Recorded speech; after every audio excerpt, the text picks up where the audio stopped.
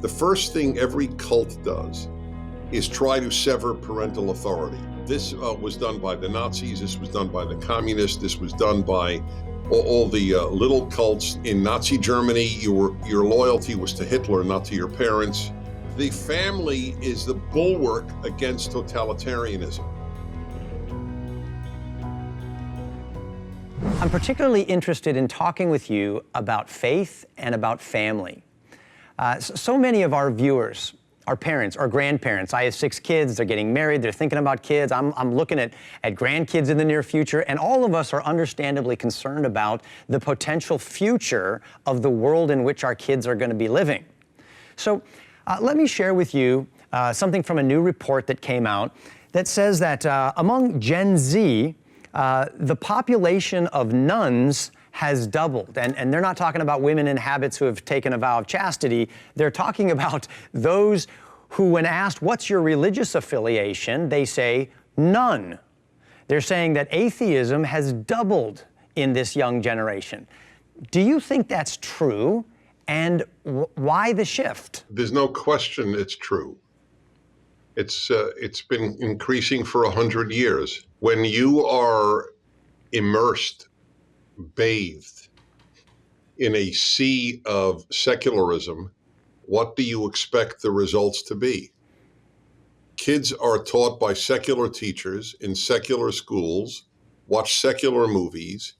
Everything is secular. It would be like asking somebody in medieval Italy to be an atheist as opposed to a Catholic.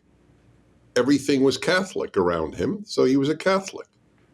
So everything around them is secular, so they're secular. And it's a given in their schools that is the only way to approach life if you are a rational human being. They are, because that's all they've been exposed to, including at home. And even if the parents believe in God, they have not been given the single most important answer to the most important question. Not does God exist? Why is God important? Well, I think you make such great points, and you know, it's true. I've heard it said, if we send our children to Caesar to be educated, we shouldn't be surprised if they come back Romans. And if we're sending our kids to that kind of schooling, what would we expect when they're being discipled by it? However, when we look around the world, the world, not just the United States, but the world is overwhelmingly religious. You have billions of Muslims, billions of Christians, you have all of these Hindus.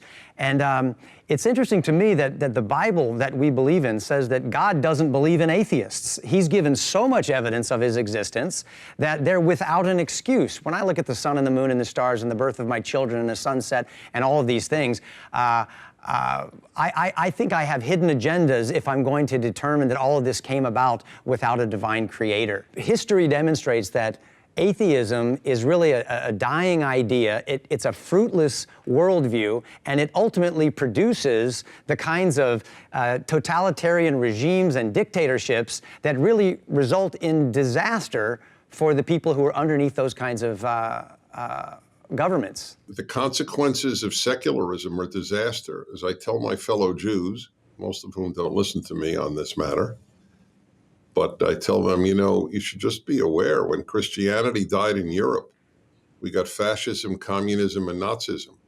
Why would you want it to die in America? Great point.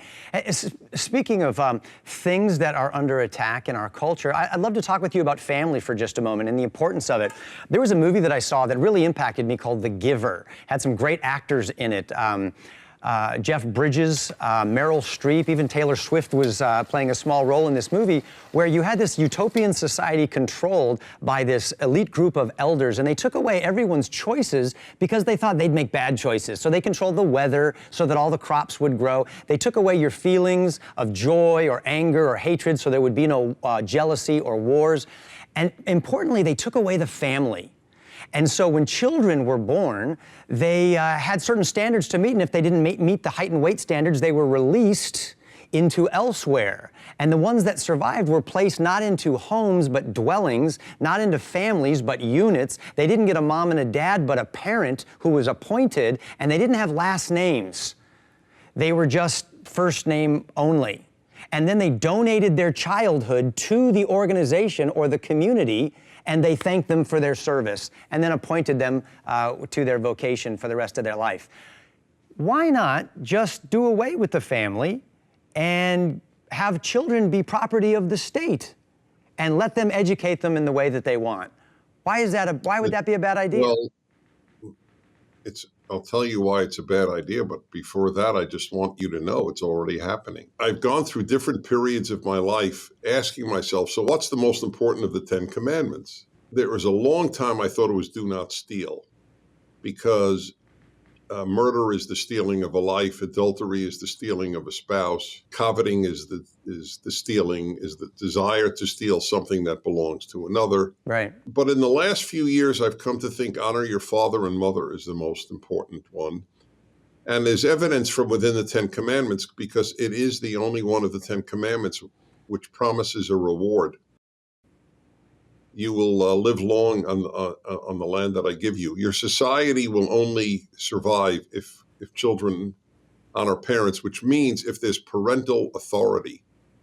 The first thing every cult does is try to sever parental authority. This was done by the Nazis. This was done by the communists. This was done by all the little cults that developed, like the one where they drank the Kool-Aid, which is where we get the idea of drinking Kool-Aid from. And that's what they do. In Nazi Germany, your loyalty was to Hitler, not to your parents. In communist Soviet Union, you took a loyalty oath to the party, not to your parents. The family is the bulwark against totalitarianism. The left, everywhere, there's no exception, seeks to be totalitarian, not liberals. I distinguish between liberals and the left. The liberals are naive and they don't fight the left, but they're not leftists. But the left always creates a totalitarian state wherever they can. And it begins with the substitution of state authority for parental authority. That should just serve as a call to all of us as moms and dads and grandparents to see our calling as a sacred duty to raise our children and to give them the values that are important for their future and the future of humanity. Perhaps the greatest crisis that our kids are going to have to deal with in 20 to 30 years. I mean, is it global warming? Is it another pandemic? Is it something worse than that? What should we really be thinking about and praying about? Well, you don't need to go to 20 to 30 years. It's immediate. The crisis is here right now. 20 to 30 years from now is way too late. Your kids are told the following: your future is death, existential threat of global warming, one of the grandiose lies of history. Not that the Earth is not getting warmer. That's not the lie. The lie is that it's an existential threat. It means a threat to the existence of the world. That's a lie. It's not a lie that the Earth is getting warmer. So your future is death, and your past is awful. You're the founders of this country were scum. That's basically what they're taught. So you have no past and you have no future. That's what they get going to school, which is why parents should take their kids out of most schools. Do you have hope? And if you do, what are some opportunities that kids can take advantage of to prepare themselves for what they can do? And I guess, what are some opportunities as parents that we can do to help prepare our kids for the future? The first thing people need to understand in answering your question is, what's the problem? The problem is that whatever the left touches, it destroys. Look at what it's done to colleges and the arts and everything else that I enumerated. Therefore, why would you send your child to a regular school, private or public? That's not just public schools. You know, the claim of the left is we teach the bad as well as the good about America. But it's a huge lie, because they don't teach anything good about America. No conservative objects to teaching the bad about America.